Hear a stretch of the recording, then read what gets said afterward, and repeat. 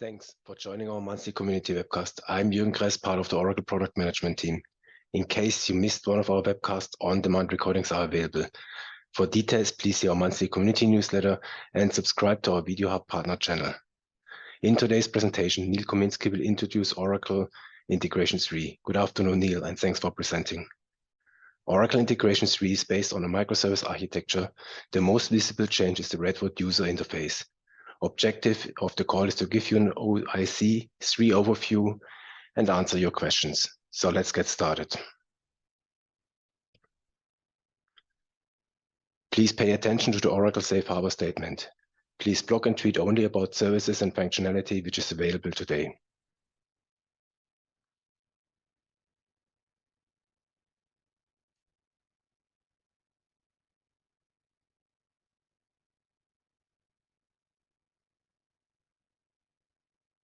Quick housekeeping. Please feel free to post your questions via the conference Q&A tool or Twitter #PaaSCommunity.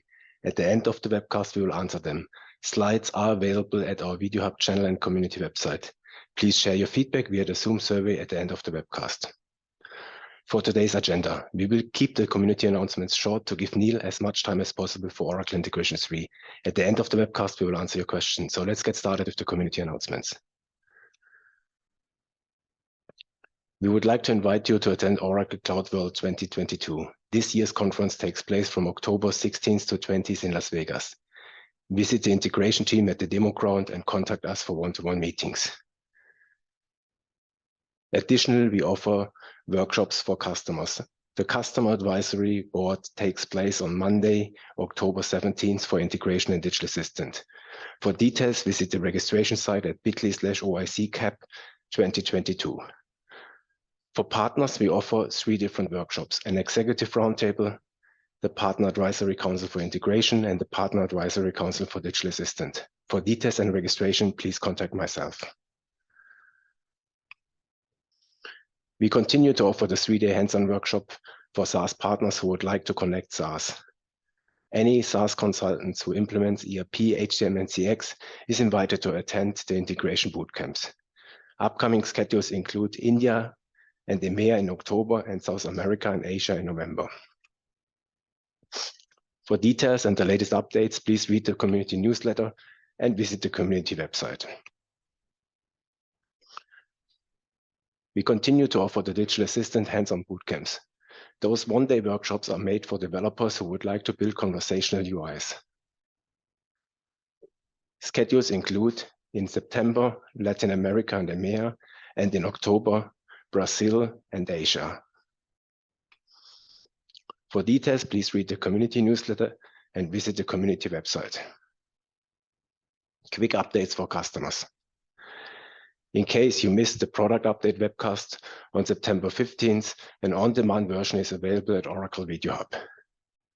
If you would like to learn from best practice, watch the on-demand webcast with Discover Financial Services and Accenture. For details, please see the customer newsletter, Summer Edition. For Oracle Digital Assistant, we offer a best practice webcast series where customers talk about successful projects. The series will kick off October 25th with an implementation by Wind. For details and registration, visit bit.ly/ODA success. To build better bots, we offer a best practice webcast series.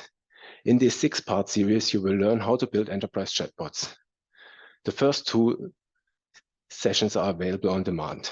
Join us on October 4th for the next session, How to Build Entities, October 25th on Designing Conversations, November 8th on Backend Integration, and November 22nd for the last part on Different Channels.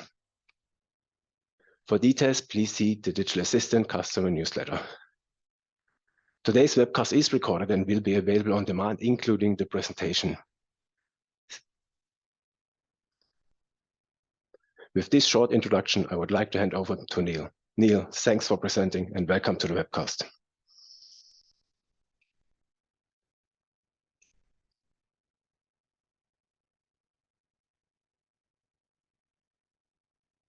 Thank you, Jürgen. Looks So good. welcome everybody. Now we're going to have a start off with Oracle integration. Now, Oracle integration 3 is essentially the next logical iteration of Oracle integration Gen 2 or OIC Gen 2. So going forward, we're going to still have the same capabilities like application integration, connecting your apps, process automation for your human-centric workflows, which could be extension to SaaS apps or could be your own custom business processes, visual builder, creating net new apps on top of your SaaS or SaaS and on-prem APIs, and Insight, giving us business user-facing dashboards on top of our integrations and processes, along with B2B for EDIFACT pre-processing. OIC, again, this, as Jürgen was saying, we're 100% cloud native with Oracle Integration Generation 3, known as Oracle Integration 3. And as such, we're one of the many other OCI cloud services, available today.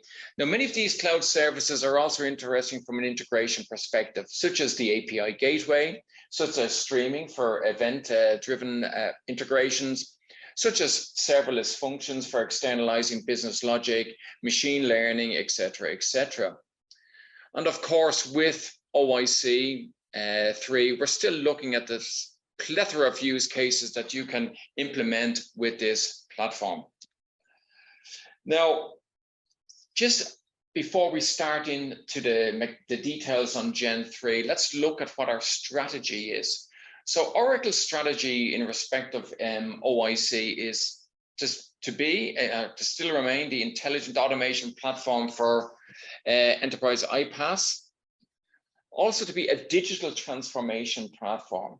Now, you could well imagine integration is for many, many folks, that's to keep the lights on business, making sure those orders entered in a CRM are pushed on to ERP for further processing, etc. But of course, OIC is also a digital enabler. So especially, and then OIC together with other OCI services such as Oracle Digital Assistant or Oracle AI or OCI AI services, etc. These are really the building blocks for your digital transformation platform. And going forward, we're going to increase our focus on process automation. Now, if we look at the analyst view of things, and now this is from Gartner. Gartner talks about what they call hyper automation. So within hyper automation, they isolate the following capabilities. Now, if we think UI creation, yeah, we have that today with Visual Builder. Decision automation, think of the business rules that we have today in process, in OIC. Choreography and orchestration, we have this both in OIC process and in the integration component. Conversational UI, just look at Oracle Digital Assistant. Discovery, modeling, and analytics. Now, we have some of these components here, but there will be major announcements made at Cloud World in this respect. Documentation, automation, and ingestion, intelligent document processing. We have that today as well with a combination of OCI AI services along with OIC. Integration via user interface, yes, we have that today. And of course, integration via API, just look at the combination of API gateway and OIC. And as I said, we have most of this already today, but it's just building on this compelling platform that we already have and bringing in salient new features that you folks are looking for.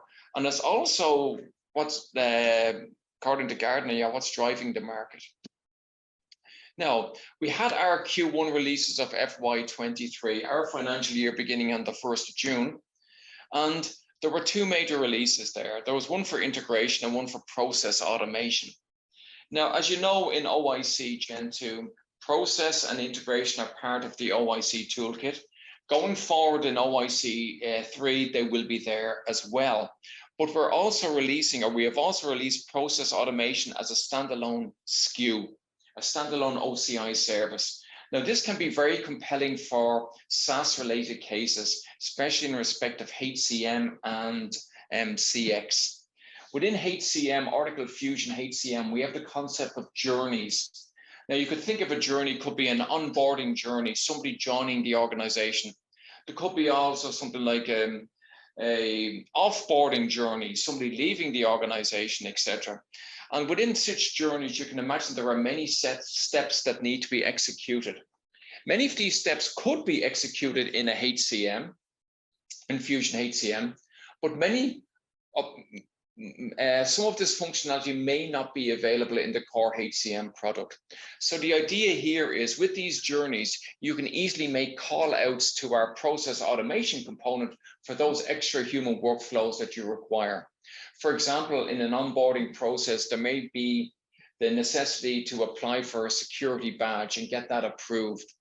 That functionality is not available within the core HCM product. So that's something that could be externalized to process automation. So why do we have that as a standalone service? Yeah, because it's very, very interesting for some SaaS apps just to have that, who say, that's all I need. I don't need to have enterprise integration behind it. I just need it for these couple of use cases within the confines of HCM or, for example, CX.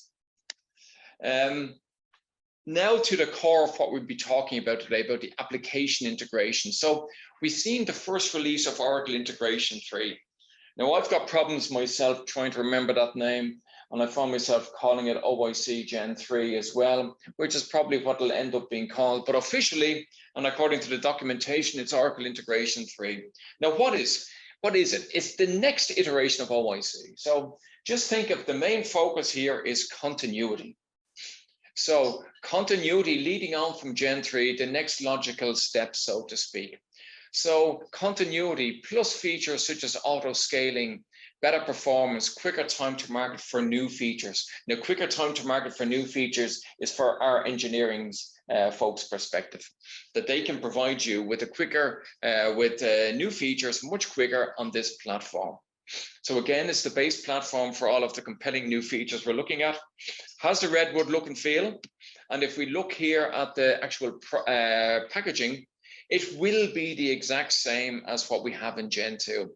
So we'll have Standard and Enterprise Edition. The difference between Standard and Enterprise Edition will be, of course, the on-prem app adapters and process. But you also see here on the right-hand side, the new standalone SKU of OCI process automation with process and insight. Now I said here, okay, this packaging will be the same as Gen 2 going forward.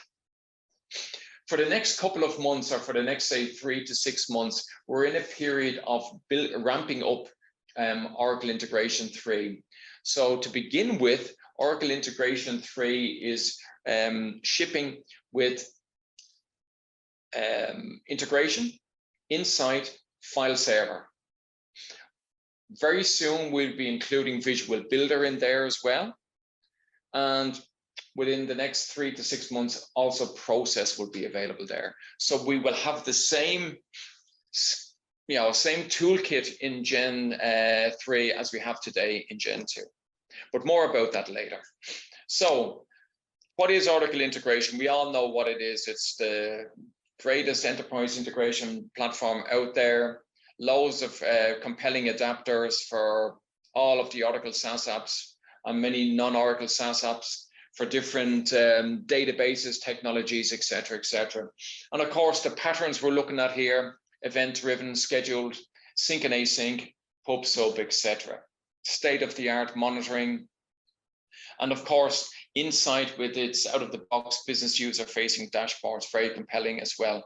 And also the ability to easily leverage other OCI services. Now, I mentioned that there's about 80 of these services, and many of these could be interesting for your integration use cases.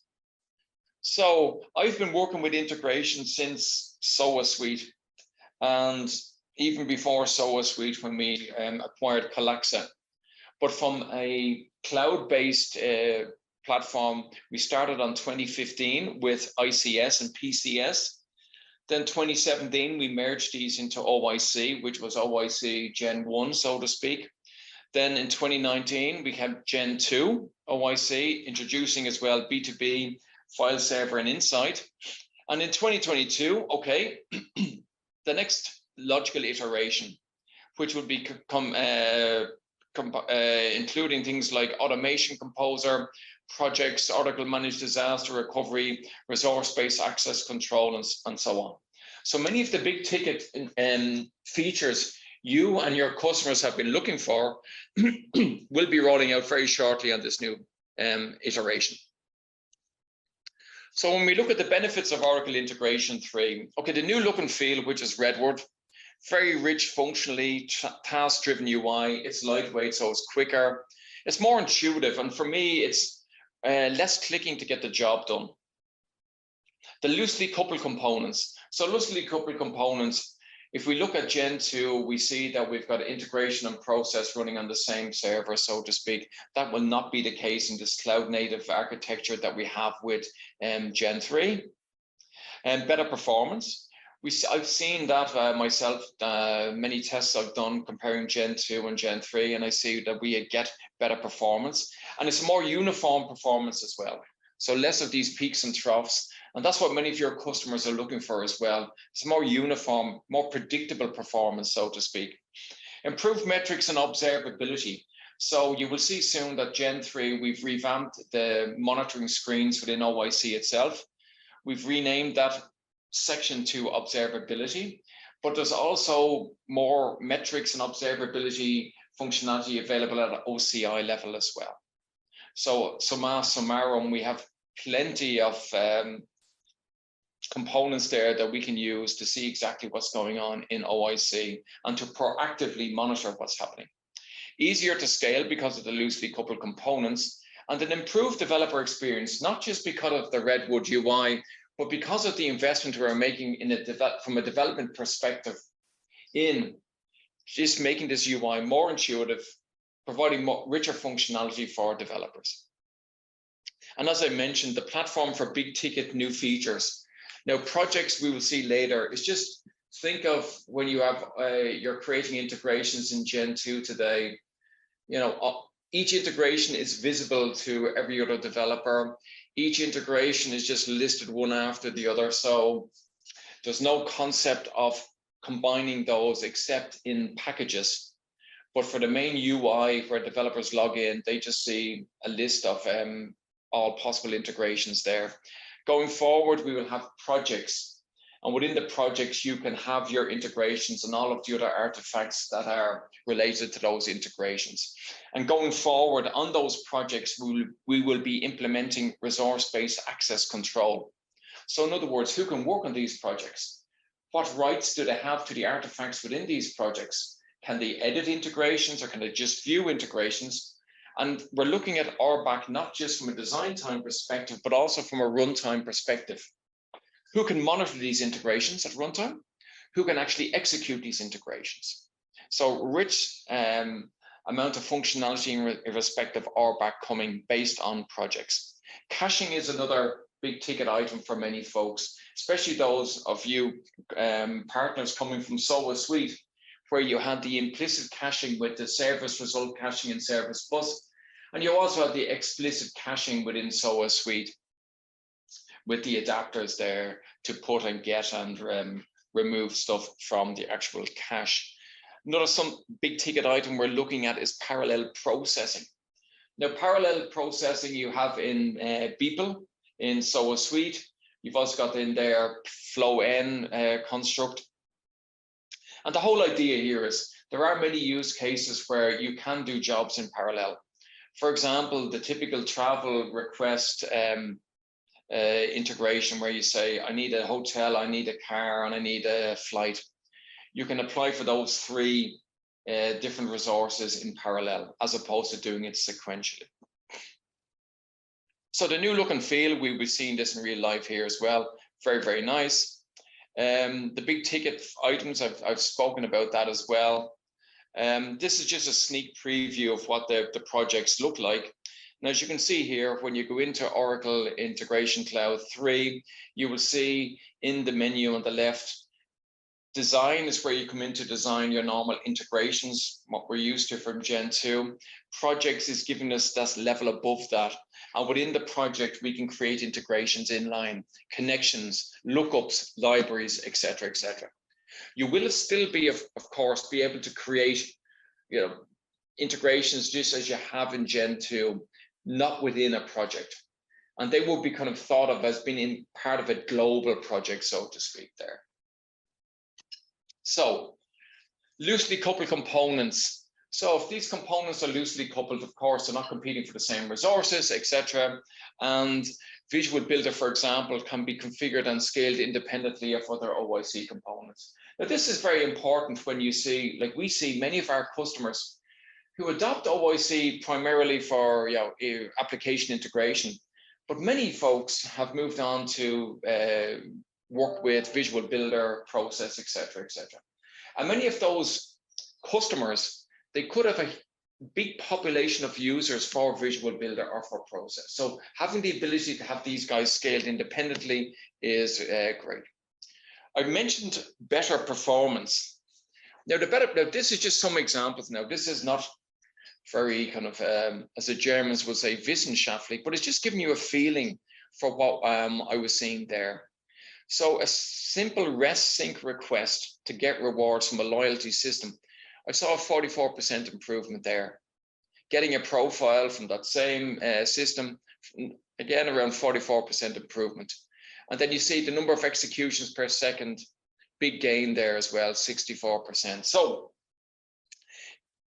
net, you will be seeing better performance with Oracle Integration 3. And as I mentioned earlier, this uniform response time, which many customers are expecting as well, or appreciate, I should say.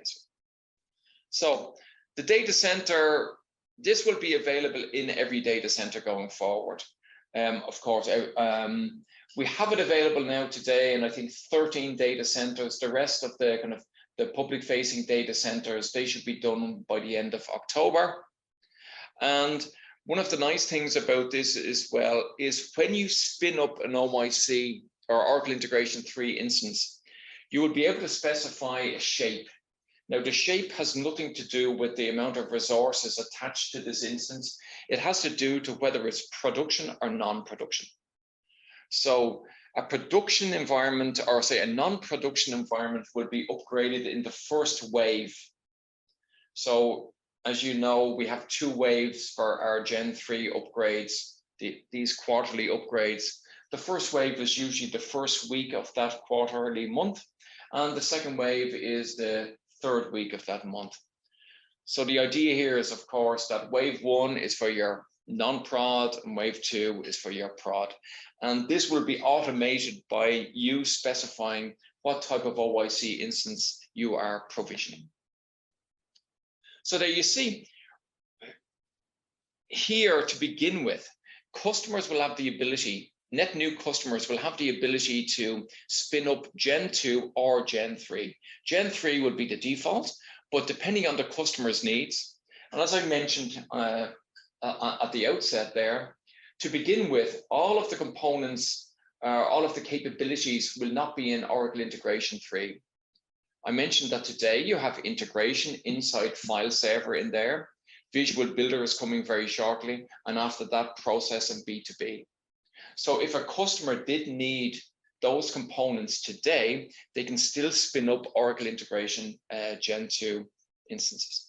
And as I say, later this financial year, we'll have functional parity with OIC Generation 2. And of course, then that's when we can start upgrading folks to Gen 3. And going forward, then Gen 3 will be the norm. So who can get it today? Now, any new OCI tenancies created after general availability, which was in July 22, will be able to provision Oracle Integration 3.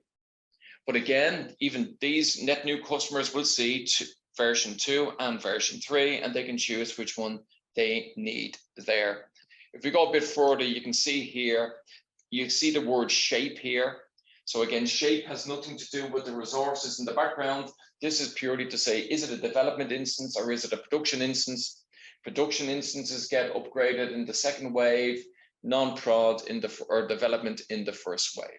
Okay, so What about partners and existing Gen 2 customers? There is a process for getting this, for getting access to Gen 3. There is actually a blog post written by my colleague Milad on how to actually do this, and we will be including that in the partner newsletter, so you'll be able to find exactly how to do it. Essentially, you raise an SR, giving in your tenancy information and the region in which you want to have your OIC Gen 3 made available to you. And then once that SR has been addressed, you will be able to go in and provision your OIC Gen 3 in your region or regions of choice. So what about the next quarter to 6 months? What are we looking at here? And this is very special, especially for you partners who are advising customers in their choice of, yeah, which OIC do I go for? If you want to integrate cloud to cloud or on-prem apps, and you're looking at inside and file server, you can do that today with Oracle Integration 3. If you want to use Visual Builder as well, and you want to have that component stacked within the one homepage, then go for Gen 2. Same applies for process. Although you could also have a combination of Oracle Integration 3 and OCI process automation. However, these two products are currently not integrated. In other words, from the process component, you cannot browse the existing integrations in your integration component and leverage them seamlessly in your process. Now, that's all on the way, as I say, for Gen 2 parity, but so it is today. Now, I won't be covering OCI process automation in today's webcast because my colleague Arvind covered it in the previous webcast. Now, if you want to use B2B as well as integration, well, then you go for OIC Gen 2. Now, let's have a quick look at this now. So I'm just going out here, and I hope everybody can see my screen here. So here we go. I'll just put that down a bit there.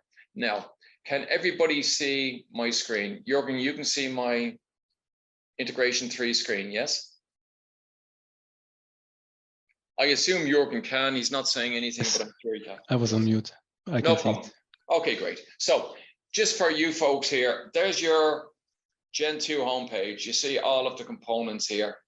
If you look here, you will see here's your Gen 3 homepage. And as I say, some of the components are not yet there, but just think Visual Builder will be here soon. Process will be here soon. Here you see design is for integration.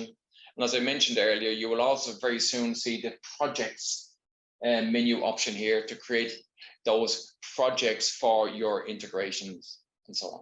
But here is the home page. So very much, nothing new, nothing wild or wonderful here, except for the redwood look and feel.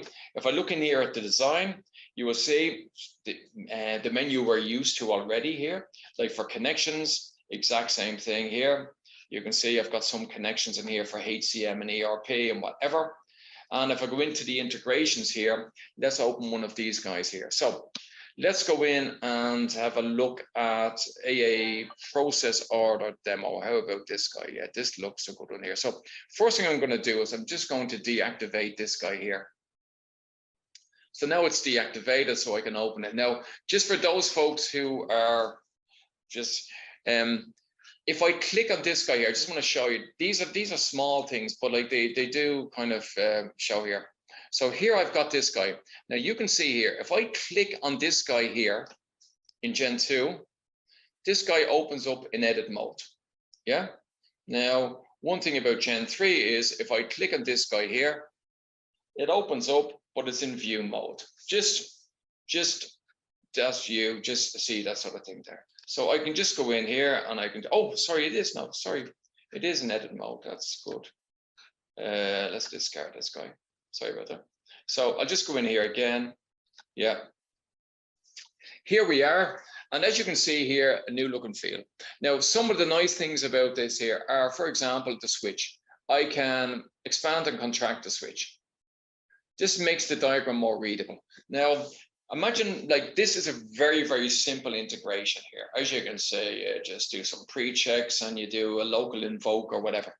Very, very basic stuff. But imagine if I have a complex integration flow here. Now, most of the ones that I deal with customers, I say maybe up to 100 actions and so on.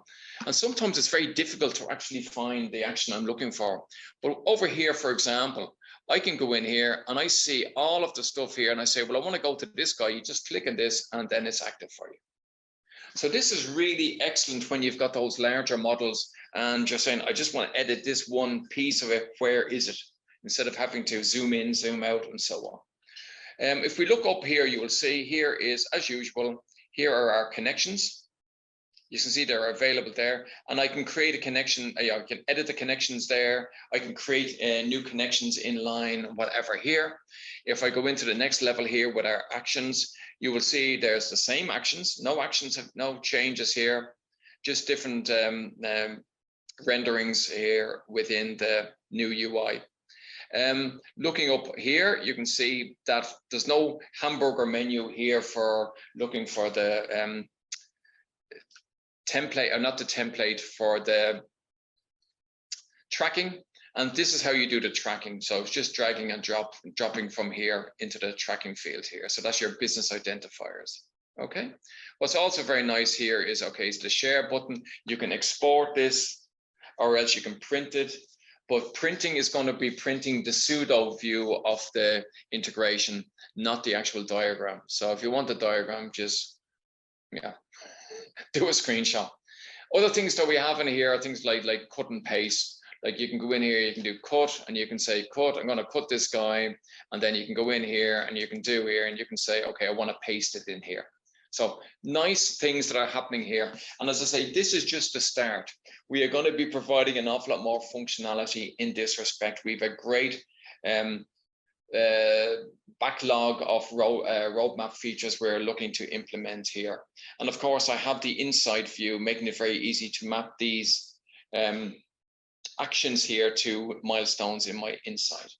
Now, there's nothing else really wild or wonderful there about this. There has been some changes. For example, if we look here in the mapper, some of the icons have changed, but the base functionality remains the same. There has been an inclusion of some more functions in here. So there are some new functions available in here, I think under node set and whatever, that weren't available in Gen 2. But, and as you see here, now just different icons here available for this. Like there's the icon here to clear, and then this the one here to generate inputs and so on. But there's nothing else really wild or wonderful in this respect here. So let's go and actually deploy this guy. So I'm going to just get out of here, and I say just discard any changes. And here you will see, I'm going in here and I'm going to do my thing here. So within Gen 2, if we're going to deploy anything, like I'll just close this guy here, you had the ability to set up the trace, which is quite correct. So you could go in here and you say, okay, when I'm deploying this guy here, I can enable tracing, include payload. That was it, you know. But of course, within Gen 2, there was always a possibility that those activity streams could get overwritten and so on. So for a compliance perspective, it wasn't, it was suboptimal, or it is suboptimal. But here, look at the tracing that we can have here. So production is all activities outside of loops and invoke activities inside loops are shown in the activity stream. So you get the bare bones of the action there, so to speak, and it's retained for 32 days. Now, if we look at audit, we're going to get more payload information this time here with the wire payloads, but it's kept for 8 days. And then debug, which is of course excellent for when you're developing and testing your integrations, you get all of the data, all payloads, every step along the way, but I've kept for a period of 24 hours. So just showing you here, much better in that respect. You know exactly, okay, from a compliance perspective, I do have those activity streams for 30 days if it's production and so on. So as you've seen here now, I've just activated this guy here. So now when I go into tester here, in Gen 2, we had the tester logo or icon there, so we could immediately go in and test this guy.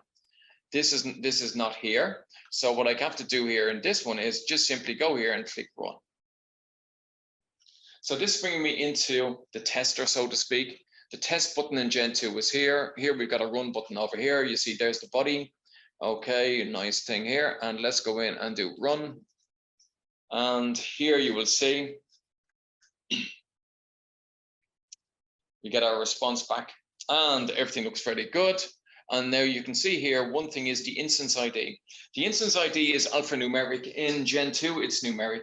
Now, this is probably not an issue for many people, except for people who maybe store this instance ID in a database table in a column of type number. That would be an issue. But just to let you know, like, it is alphanumeric. Now, I can go in here and click on this. And of course, I come into the monitoring. You will see here is my design time or runtime experience here, and I see the wire messages that come in. So this is the JSON structure that came in. And of course, the engine is still processing this data via as XML. But you see JSON that came in, and down below here, I will see the JSON that went out. So you can see down here, this is this. Sorry, just got to get this out of the way. And this should be the JSON that's been returned, and there it is there. The order has been shipped. So just letting you see that there. Now, another nice thing about the tracking is we'll just go into it now as well. If we go back here to our main menu and we go to here, observability, as I mentioned, it's no longer called monitoring, it's called observability. And within here, we can go in and we can look at the instances. This is like the tracking. And as you can see here, this is my guy here. Now, what we can also do here is, here we go, click, view child instances. So you can imagine this integration has spun 2 child instances. One is these 3 guys here, sorry, approve the order, apply a discount, and ship the order. So all of these things have been called by that guy, the parent instance ID here. So just making it easier to see all of that stuff there to get to that salient information.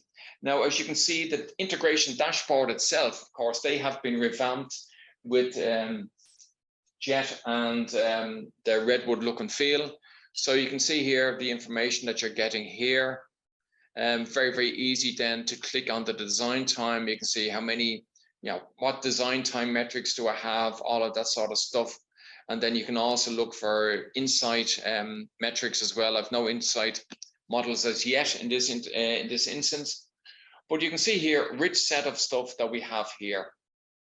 Of course, the same idea with the connectivity agents and so on. Connectivity agents, same concept here. You download the agent and you do whatever you need to do with that. In settings as well here, you will see the file server. And of course, within the file server, you see your settings here. Oh, there's something there went wrong. Let me see what's here, if this will come up here. But I should see my file server IP address and port number and all there. So very much similar to what we have with Gen 3 in this respect. Okay, just one moment, please.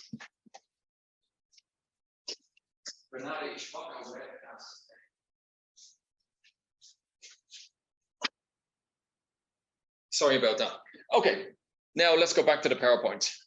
So we're in here again, and let me go here to this. Now this is the usual thing here. I've just got to swap the display settings. So, okay, good. Here we go. Okay, so we have the project work through there.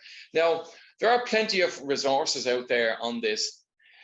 I've started blogging myself quite a bit about it, but my colleagues have done an awful lot more on the official Oracle integration blog at blog.oracle.com/integration. There's also a video up there giving you a quick run around the new user interface. The documentation, of course, is a great start as well. And as you see, we have a separate section in the documentation for Oracle Integration 3. Now, an awful lot of this stuff, as I say, the mantra for me is continuity here. An awful lot of this stuff is just Gen 2, just brought to its next level, so to speak. But there are some new features, of course, that will be coming in the near future that won't be in Gen 2. So that's it there. So I'll just show you again here before we stop for questions, because I know there's an awful lot of questions here. Let me go in here to this guy here. Sorry, I have to go back here too. And now we're just showing you, I'm just going into my OCI console just so that you can just see what this actually looks like. So when I actually get in here, you'll see, okay, I'm going in this way. And two things I just want to show you here. One is if we go in here to developer services, you will see here the standalone process automation. So clicking on that guy there, I can go in here and I could spin up my own process automation instance here. And of course, going back to developer services again and going to integration. And I go to my compartment here, which is this guy. You will see various instances that we've already set up here. So again, this is what you will do. You will go in, you will give it a name, you will decide whether you're going for Oracle Integration 3, more scalable, better performance, whether you want standard or enterprise edition. And as I say, it's the same SKU, the same rules apply, what's in standard, what's in enterprise. And then you can see then the different license type and so on that you will have here with this. For example. Okay, so just showing you what's available here on that there.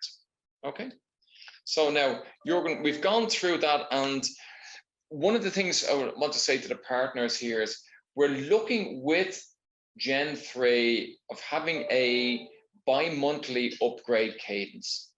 So with Gen 2 today, of course, it's quarterly. Going forward with Gen 3, we're looking at bi-monthly. So that means you will be getting the features even quicker than you get them today in Gen 2. And as I say, we have a very compelling roadmap going forward.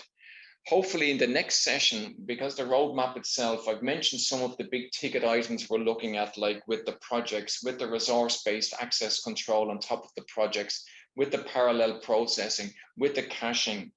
There are many, many more compelling features coming. So I hope that we can dedicate the next session to those new features.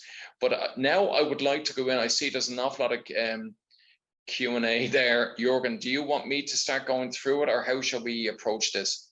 Yeah, Neil, thanks for the excellent presentation and nice demo. If you have questions, you can still raise them in the Q&A, and you can also raise your hand and we can unmute them.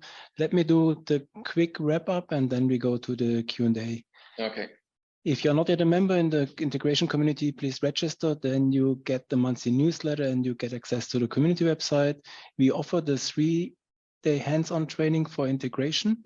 So those trainings are most suitable for starters who would like to connect ERP, HCM, or CX Cloud. And for more advanced material, the community forum is a conference that we recorded in spring. Make use of the integration website and the documentation. So there is also documentation available already for Oracle Integration 3. And like Neil pointed out, there are plenty of blogs from the integration team from Neil and myself. Neil, with that, we would like to go to the question and answer. So first question is from Nikhil. Is OIC Generation 3 rollout automatic and mandatory for existing customers?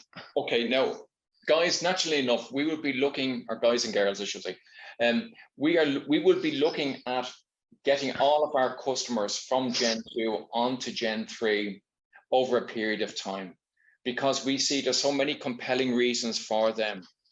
It's not just for ourselves. This is where all of the really value-add new features will be delivered. We will be entering a dialogue, of course, with you partners and with customers to let everybody know what will be happening.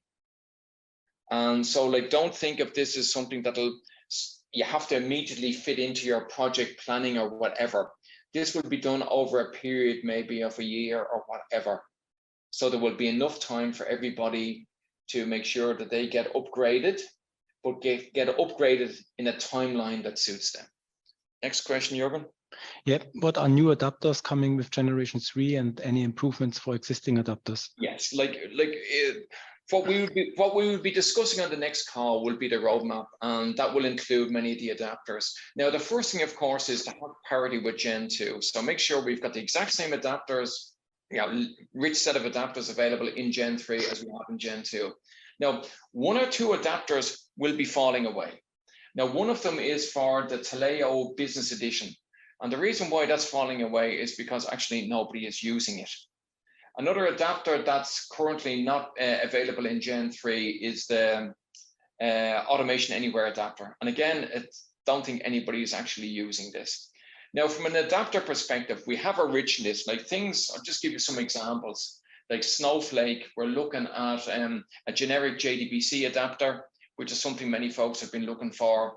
Improvements to adapters such as Magento adapter or whatever. So we have a rich set of this. And what I would ask you partners would be, let us know which adapters you think we should be prioritizing, because we want to make sure that the adapters that do come are ones that will be used and used frequently.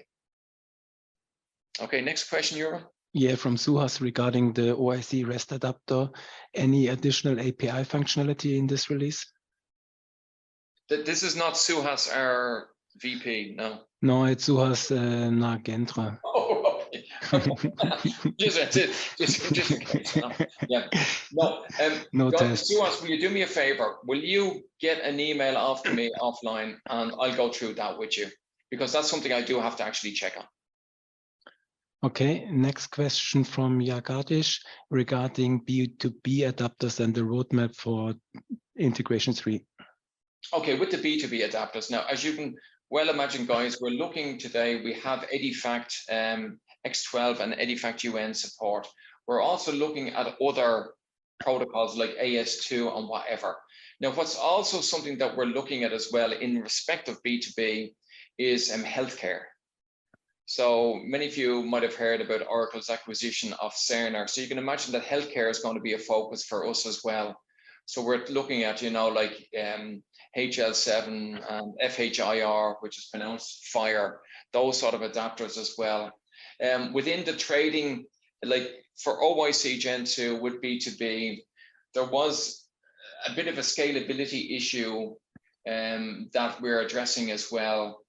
In that, communications, we didn't have generic channels for communications. You had to define each channel for each trading partner, and that's something that's been addressed as well. So net is we will be supporting more protocols in B2B, emphasis as well, or focus as well on healthcare support and making the platform more scalable and more performant. Next question, please. Yeah, there's a question on process automation. Maybe Nathan wants to answer that one. Can you confirm if process automation can be called from Oracle Journeys in Generation 2, or is it just in Generation 3? Generation 3. Okay. No, guys, the way this is here, like if you look at it from a HCM perspective, we in HCM itself, you can configure a journey, and one of the steps in a journey is make a call out to process. And we make it very easy for you in HCM to actually do that. So in other words, the UI support is 100% there. Now, I'm sure you could do the same thing with Gen 2, but you'd have to actually have some sort of coding within HCM for that, So like I assume it would work as well with Gen 2, but with Gen 3, it's more out of the box.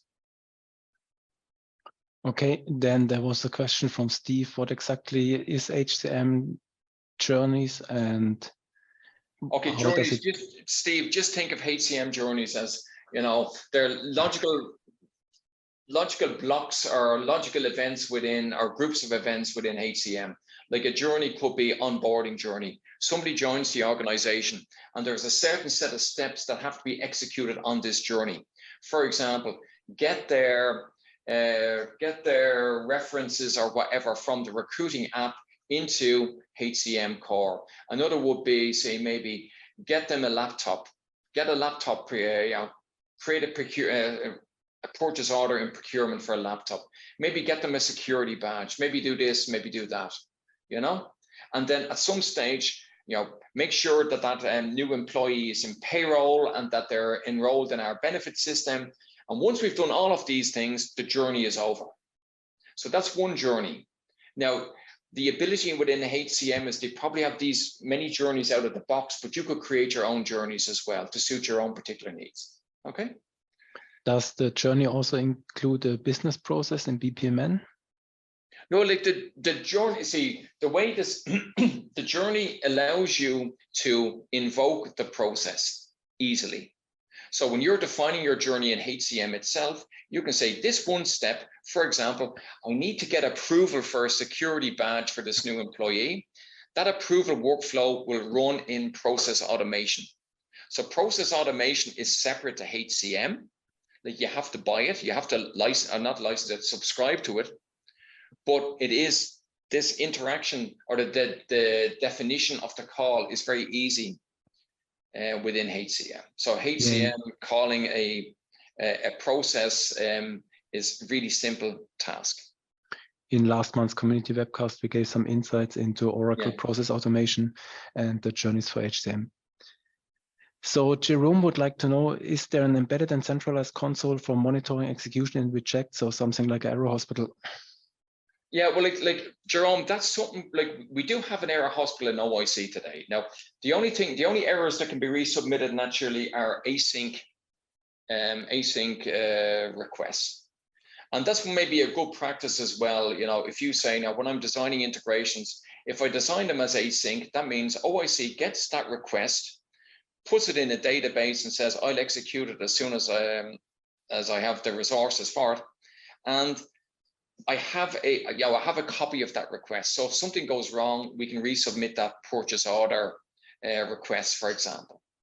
So if I have a sync request, of course, if something goes wrong, I send the error back to the client, and it's up to the client to do whatever they need to do to maybe resubmit or whatever.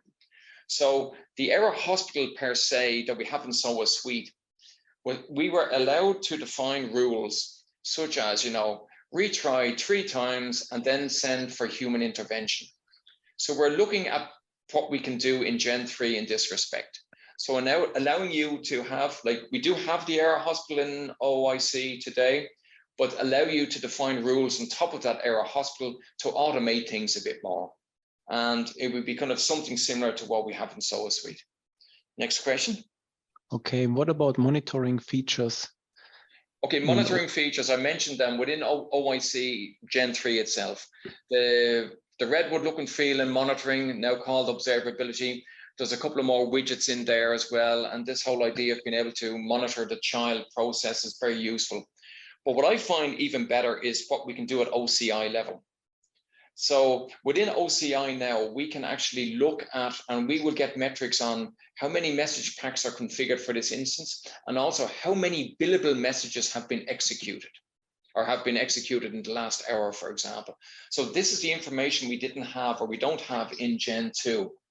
So I think the combination of OIC monitoring or observability and what we can do on OCI, this is very, very compelling. If you go to my blog, you will see I did a load of blogs about this, extolling the virtues of both. Okay, next question. Oracle integration is available with process functionality in Visual Builder. Will that be also be shipped with Gen 3? Yeah, so this is the whole idea. As I mentioned, in Gen 3 today, we have a point-in-time situation where we've just got integration, insight, and file server in there. Within a couple of months, we're going to have Visual Builder in there as well. And then within a couple of months after that, we'll have process in there as well, and B2B. So we will have the Gen 2 parity within the next 3 to 6 months, hopefully. And then it'll be the same toolkit from the components view, but just running on a more performant platform. Then 2 questions regarding API Gateway. Will we include that in Oracle Integration 3 user interface, the full functionality of the gateway? Okay, so what we're looking at doing from an API perspective here, there's 2 aspects to it. One of the things is here, and if you go to my blog, you'll see an article I wrote about this. Do you want a one-to-one representation, like each integration is a deployment in API Gateway? You probably don't want that because there's a limit to the number of deployments you can have in an API gateway instance. And I think that limit is something like 20. So, but what you can do within those deployments is each of those 20 deployments can have up to 50 resources. So you could have 1,000, endpoints protected by that API gateway instance. And that's probably the best way of doing it. And as I say, my blog post discusses how you can actually do it.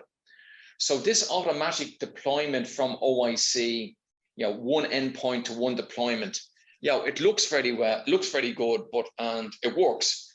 But if you have a massive amount of endpoints, you won't be able to do that with a one API gateway instance. Now that's one aspect. The other aspect is API first approach. And what we're looking at then in OIC is the ability to actually create a integration skeleton based on an open API definition. So many customers and partners as well are looking for this. So the idea would be when I go in and I want to create a new integration, I can say, is it going to be app driven? And if it's app driven, say, okay, I'm not going to define the REST contract myself. I'm going to just import and say, point to an open API spec, and it'll generate the OIC skeleton integration for me. Next question, Jürgen. Neil, we have 60 open questions and I will take 2 more because today we're a little bit limited. There are 2 adapter questions. One is regarding eBusiness Suite, and can the adapter be used to extract data from eBusiness Suite? And the second one is if we plan an adapter for TIBCO EMS. Okay, so the first thing with eBusiness Suite, the answer is yes. The next question with TIBCO EMS is, TIBCO is an enterprise messaging system. So TIBCO resources will be available as REST or SOAP. So we can easily invoke integrations running on TIBCO from OIC. Now, I don't know if whoever asked the question was more interested in, accessing TIBCO EMS metadata via its own internal API. That's something that we cannot do. But kind of invoking integrations running on TIBCO, that's no problem because they are normally exposed via REST or SOAP or whatever. Okay. Okay. Last but not least, what do you recommend for existing SOA Suite customers? What I recommend for existing SOA Suite customers is, okay, there's many different things you can do here. I have some SOA Suite customers who have successfully progressed to OIC. In other words, they have rewritten all of their integrations for OIC. One example is an Israeli company I worked with where they rewrote 150 composites to OIC in a period of about 6 months with about 2 or 3 developers. So it went very, very smoothly for those. Other folks are moving SOA Suite to SOA and OCI. And for SOA and OCI, of course, I'm getting rid of the management overhead.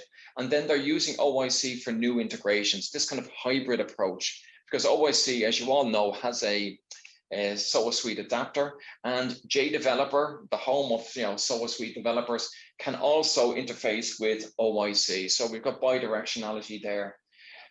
One thing to note for folks, there will be a new release of SOA Suite next year. So SOA Suite is definitely not going away.